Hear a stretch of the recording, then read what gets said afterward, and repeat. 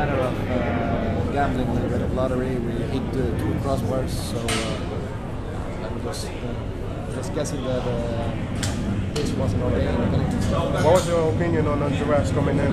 What was your Honduras? opinion? Well, they have all of our respect, of course. They didn't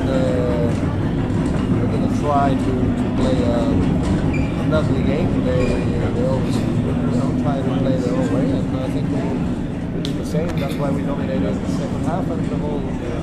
But at the conference room, the coach said like they never tried any PKs at that training. So why? Never tried any PK. PK is respect. Penalty kick. Yeah, but that involves every player. I think that involves a lot of confidence. And if you take a look, the ones we missed 100%. We didn't hesitate in any counting. That's just how it is. Soccer is like this. So you think it's a good idea for the coach because the guy just looks like one